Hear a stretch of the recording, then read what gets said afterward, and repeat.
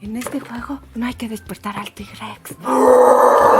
Juego para 4 años en adelante y de 2 a 4 jugadores. En este divertido juego tendrás que correr y ser el más rápido en obtener la mayor cantidad de huevos de dinosaurio antes de que despierte el T-Rex, y deberás tener cuidado de no romperlos. Desarrolla las habilidades numéricas y de conteo, así como de observación y la paciencia de tus niños. Incluye reglas en español. Ahora todos debemos guardar silencio. ¿Por qué?